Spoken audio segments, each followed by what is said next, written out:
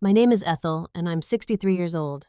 I'm sitting here in my tiny apartment kitchen, sipping lukewarm coffee from a chipped mug that once belonged to my late husband, Robert.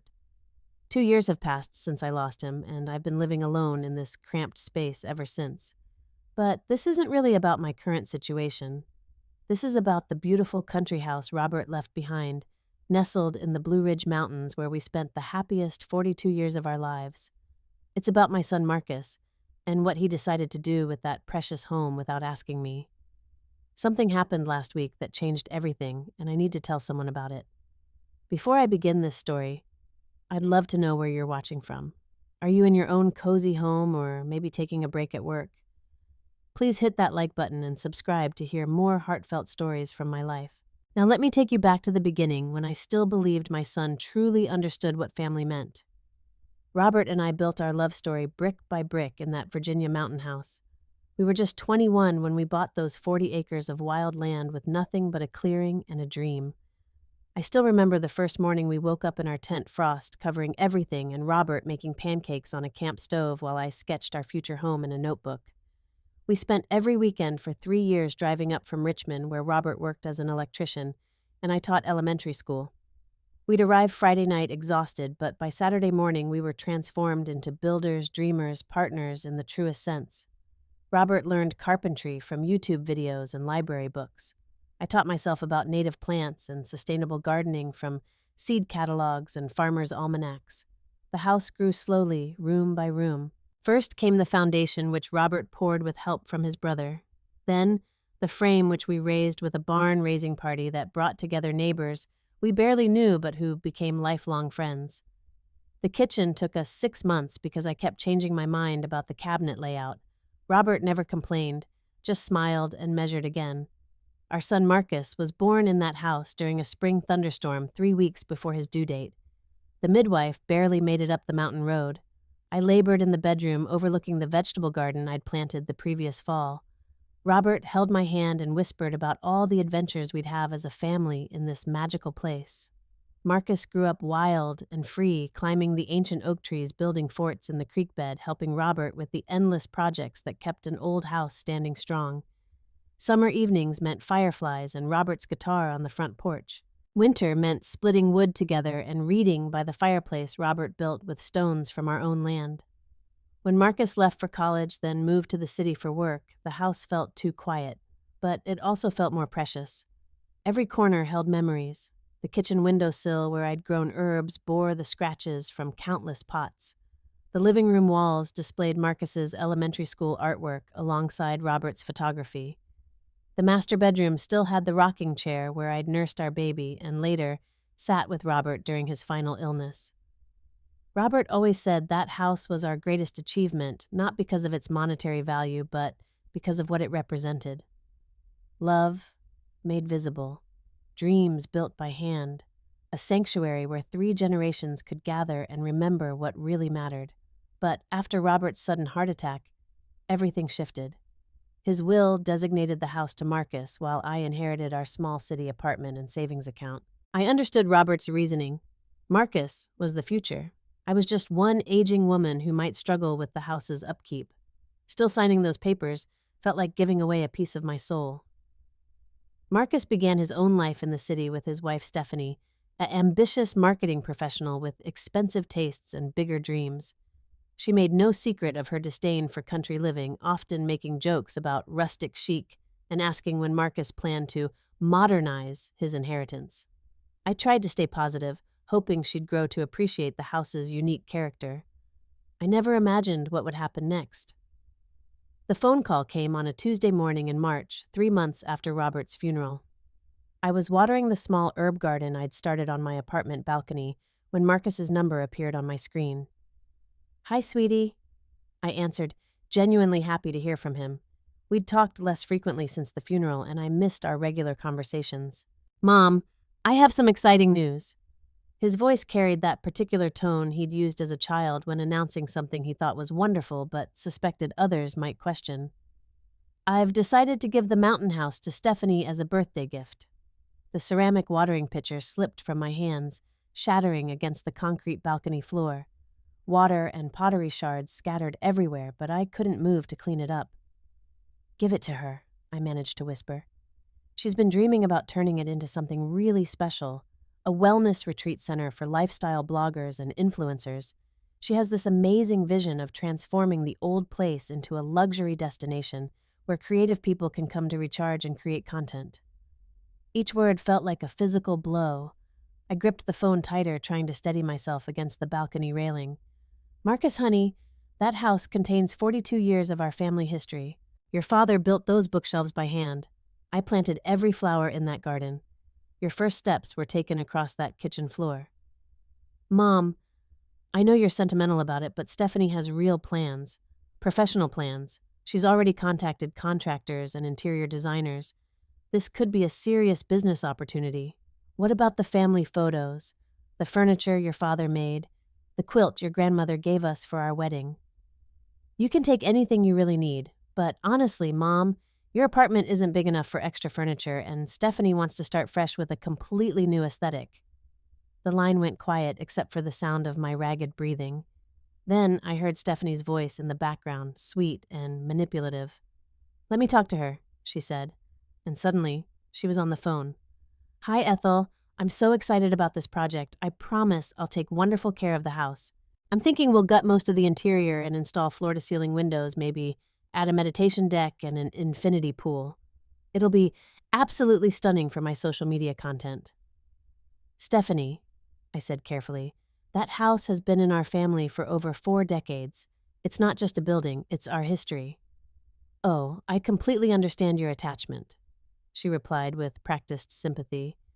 "But sometimes we have to let go of the past to make room for the future.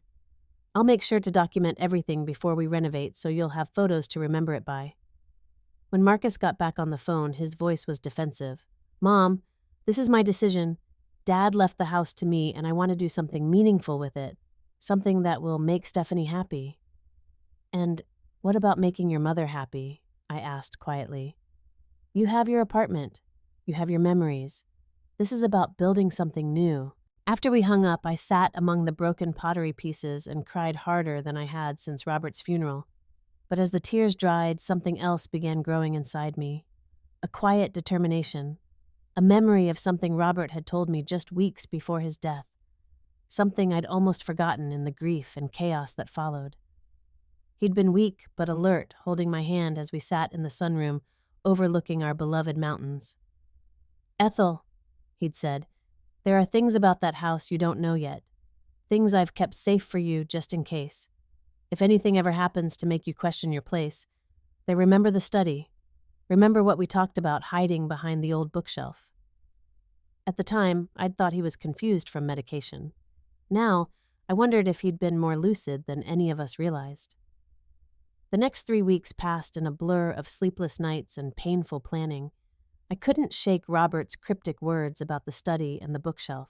We'd talked about so many projects over the years, so many dreams and schemes for improving the house, but hiding something behind the bookshelf. That conversation felt frustratingly just beyond my memory's reach. I found myself driving past the mountain house twice, parking on the winding road and staring at the place that had defined my adult life. The spring garden was already showing signs of neglect. The daffodils Robert and I had planted 15 years ago were blooming without anyone to appreciate them.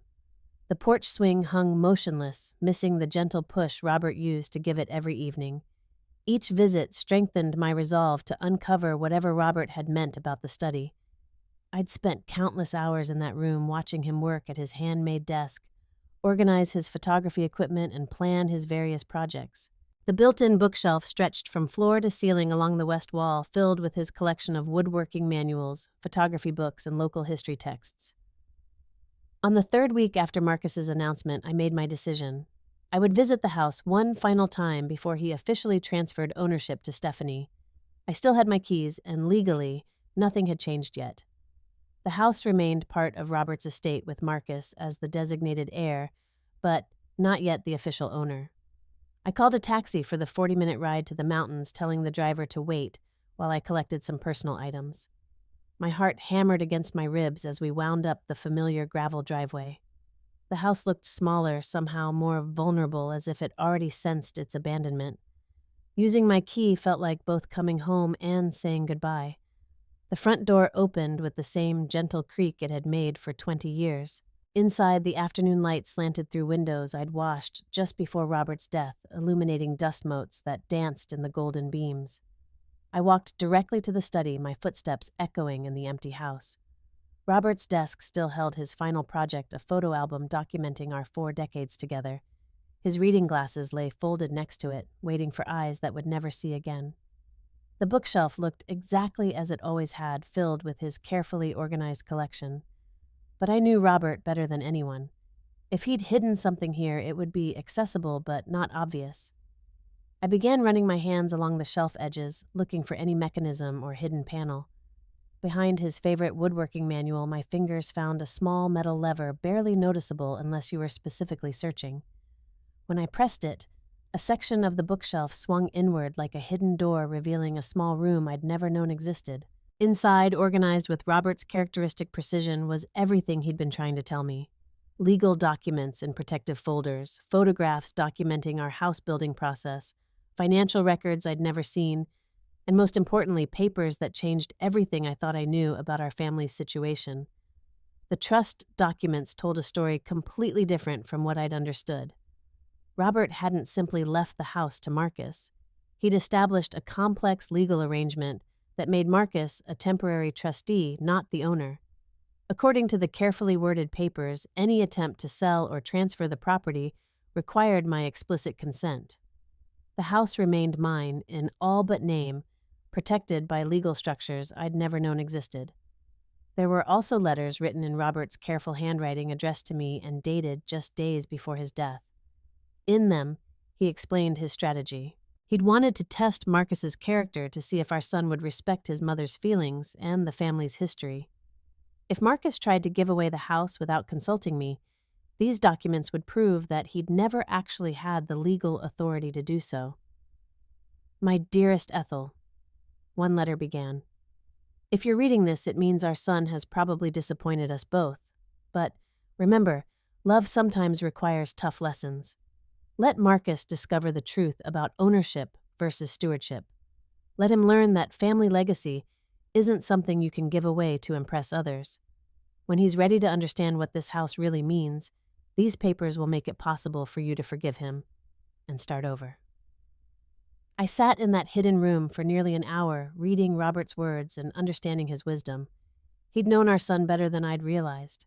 Marcus had always been eager to please, sometimes at the expense of deeper considerations.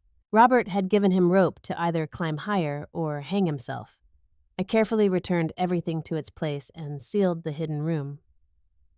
When I walked back to the waiting taxi, I carried myself differently. I was no longer a victim of circumstances beyond my control.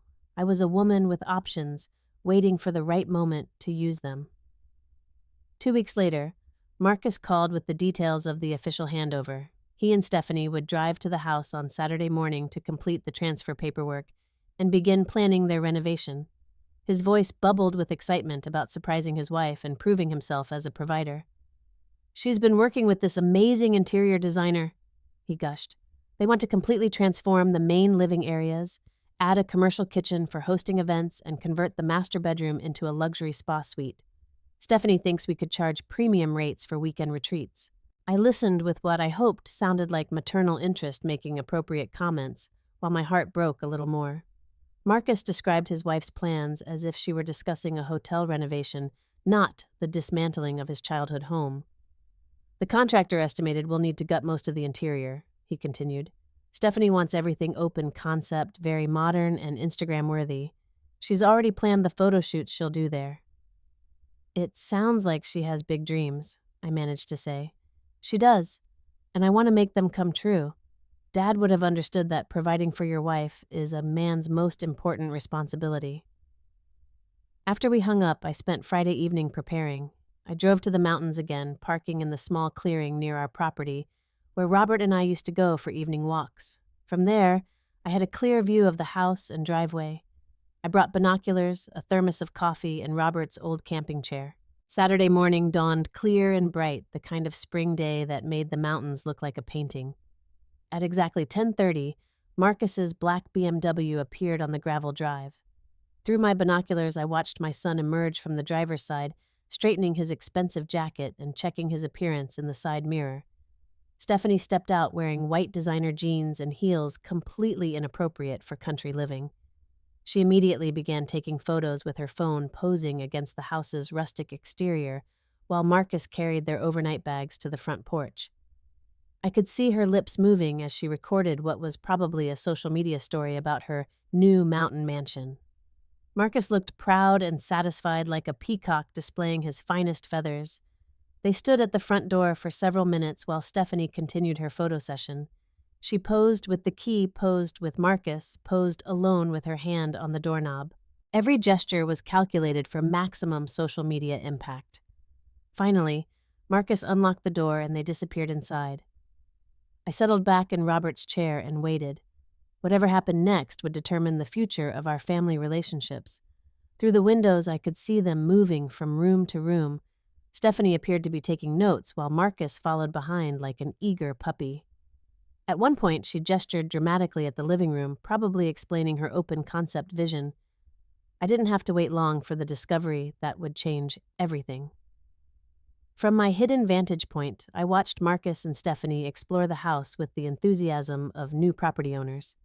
Stephanie moved with the confidence of someone already mentally redecorating her phone constantly in hand to document her future project. They spent nearly an hour in the main living areas, with Stephanie frequently stopping to measure spaces and take notes in a leather-bound planner. I could see her pointing and gesturing, no doubt describing her grand renovation plans to Marcus, who nodded enthusiastically at everything she said. When they reached the study, Stephanie's energy increased noticeably. Through the window, I watched her pace the room's perimeter, arms stretched wide as if measuring for dance floors or yoga mats. She appeared to be explaining something elaborate to Marcus, who stood near Robert's desk, looking somewhat uncertain. Then it happened. Stephanie backed against the bookshelf while taking measurements, and her shoulder must have pressed against the hidden lever. I watched in fascination as the secret panel swung open, revealing the room Robert had concealed so carefully. Both figures in the study froze completely. Stephanie dropped her measuring tape. Marcus took several steps backward, his hands raised as if the hidden room might contain something dangerous. For nearly 5 minutes, they stood motionless in apparent shock. Then Marcus cautiously approached the opening and peered inside. I watched him reach into the hidden space and withdraw what I knew were the legal documents that would shatter his assumptions about ownership. Stephanie began pacing frantically, her phone pressed to her ear. Even from a distance, her agitation was obvious. She gestured wildly while speaking, probably calling her interior designer or contractor to halt their plans. Marcus sat heavily in Robert's desk chair, papers spread before him as he read document after document. His shoulders sagged lower with each page. At one point, he put his head in his hands in a gesture of complete defeat. I could see Stephanie's frustration growing as she realized her beautiful renovation plans were crumbling. She kept pointing at Marcus, demanding explanations he clearly couldn't provide. Her dream of social media fame and business success was evaporating as quickly as it had formed. Through the binoculars, I watched my son discover that everything he thought he knew about his inheritance was wrong. The house had never been his to give away. His grand gesture of love was actually an act of legal impossibility. As the afternoon progressed, I saw them make phone calls, argue quietly, and return repeatedly to the hidden room as if hoping the documents might somehow change their content. Stephanie packed their bags with sharp, angry movements while Marcus sat, staring out the window toward the mountains his father had loved. By evening, they were loading their car in defeated silence. Stephanie slammed her door hard enough that I heard it echo across the valley. Marcus stood on the porch for a long moment, looking at the house with what appeared to be genuine regret. As their car disappeared down the mountain road, I finally understood the full wisdom of Robert's plan. Marcus needed to learn the difference between impressing someone and loving them, between ownership and stewardship, between giving and giving away. The hardest lesson was still to come. Sunday evening, my phone rang with Marcus's number. When I answered, I heard the voice of a man who'd aged years in a single day. "Mom," he said without preamble, "I need to come see you. We need to talk about the house." "Of course, sweetheart. Are you all right?" "No, I'm not all right. I'm not all right at all." He arrived at my apartment 2 hours later, looking disheveled and carrying a manila folder thick with documents. His usual confident demeanor had been replaced by something I hadn't seen since he was a small boy caught in a serious misdeed. "I found Dad's hidden room," he said as soon as I opened the door. "Did you?" I replied, calmly setting the kettle on for tea. "Mom, did you know about the trust documents and the legal restrictions?" I poured hot water over chamomile tea bags, buying time to choose my words carefully. "Your father mentioned something before he died, but I wasn't sure what he meant until recently." Marcus slumped into my small kitchen chair, the folder clutched in his hands. "I read his letters, Mom. All of them. He knew I would try to give the house away, didn't he? He knew I would prioritize Stephanie's wishes over family history. Your father knew you had a good heart, but sometimes made decisions without thinking them through completely. Stephanie is furious. She feels like I deceived her, promised her something I never actually owned. She's canceled all the renovation contracts and told her social media followers that our mountain retreat project is indefinitely postponed." I sat across from him, cradling my warm mug. "And how do you feel about that?" "I feel like an idiot. I feel like I was so desperate to make her happy that I forgot about making anyone else happy, including you." His voice cracked slightly. "Mom, I never even asked how you felt about losing the house. I just assumed you'd be fine with it." "I wasn't fine with it," I said gently. "That house represents 42 years of love and hard work. Every room contains memories of building our family together. The thought of watching it be gutted and turned into something commercial broke my heart." Marcus looked up with tears in his eyes. "I'm sorry, Mom. I'm so sorry. I got caught up in being the successful husband who could give his wife anything she wanted. I forgot about being the son who honors his parents' legacy." We talked until nearly midnight. Marcus told me about the pressure he felt to constantly prove his worth to Stephanie, who came from a wealthy family and was accustomed to luxury. He described feeling inadequate when he couldn't provide the lifestyle her friends enjoyed, and how the house had seemed like his opportunity to finally measure up. "But reading Dad's letters made me realize something," he said. "He built that house with his own hands because he wanted to create something meaningful, not something impressive. The value wasn't in its potential market worth or social media appeal. The value was in the love it represented." I reached across the table and took his hand. "Your father's greatest fear wasn't that you'd inherit the house. His greatest fear was that you'd inherit it without understanding why it mattered. He was testing me, wasn't he? He was hoping you'd test yourself. He wanted you to consider all the people who would be affected by your decisions, not just the person you were trying to impress." Marcus squeezed my hand. "What happens now, Mom? What do I do with this knowledge?" I smiled at my son, seeing him clearly for the first time in months. "Now we figure out how to move forward as a family." 3 weeks later, Marcus and I drove to the mountain house together. Stephanie had chosen not to come, still processing her disappointment and reconsidering her marriage to a man who had promised things he couldn't deliver. Their relationship would require its own healing, separate from the work Marcus and I needed to do. As we pulled into the familiar driveway, Marcus stopped the car and stared at the house with completely different eyes than he'd had during his previous visit. "I never really looked at it before," he said quietly. "I mean, I saw it, but I never really looked at what Dad accomplished here." We walked the property slowly, with me pointing out details Marcus had forgotten or never noticed. The stone foundation Robert had laid by hand, mixing and pouring concrete for weeks until every corner was perfectly level. The wraparound porch he'd designed specifically to catch both sunrise and sunset. The fruit trees he'd planted in positions calculated to provide shade for the house and beauty for the view. Inside, Marcus ran his fingers along the custom cabinets Robert had built in the kitchen, remembering weekend mornings when his father would let him help sand the wood or hold pieces in place while glue dried. He stood in the living room where Robert's handmade bookshelves held 3 generations of family reading from classic literature to Marcus's childhood picture books. "Stephanie saw all of this as obstacles to her vision," Marcus said. "But it's not obstacles, it's achievements." We spent hours in the hidden room Robert had created, reading through documents and letters that revealed the full depth of his planning and love. There were financial records showing a separate account he'd established specifically for house maintenance and repairs. There were detailed notes about the property's history and suggestions for future preservation. There were even architectural drawings for potential additions that would enhance rather than erase the house's character. He thought of everything, Marcus marveled. He thought of our family. He thought about preserving something beautiful for future generations while still allowing for growth and change. As afternoon faded into evening, we sat on the front porch swing watching the sun set behind the mountains Robert and I had loved for 4 decades. Marcus pushed the swing gently, the way his father had done countless times. "Mom, I want to propose something," he said. "What if we shared the house? You could have it for weekends and holidays when you want to be here. I could use it sometimes for family gatherings or when I need to remember what really matters. We could take care of it together the way Dad intended." I felt tears of gratitude and relief. "That sounds perfect, sweetheart. And Stephanie will need to decide if she can love the house as it is or if she needs something different. But she'll have to make that choice honestly, knowing that this place isn't going to become her social media backdrop." Over the following months, our shared arrangement worked beautifully. I spent weekends at the mountain house tending Robert's garden and maintaining the home's character.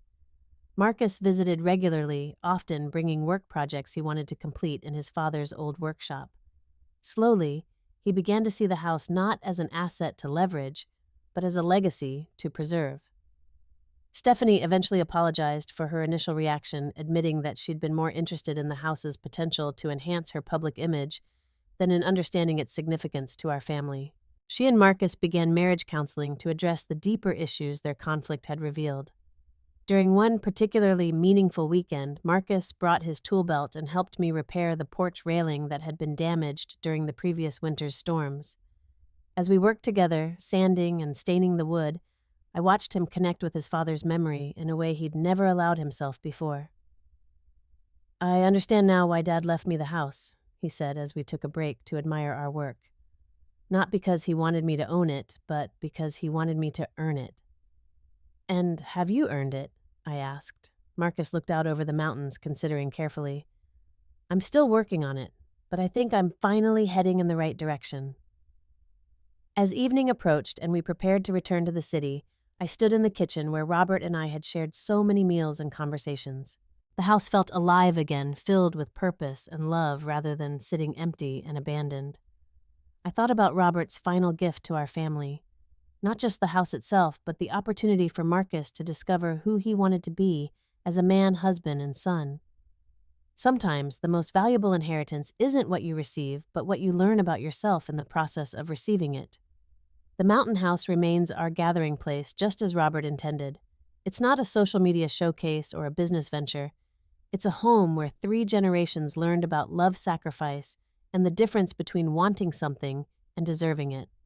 And on quiet evenings when I sit alone on the porch swing watching the stars emerge over the Blue Ridge Mountains, I can almost feel Robert beside me, satisfied that his greatest creation isn't crumbling into dust, but growing stronger with each passing season.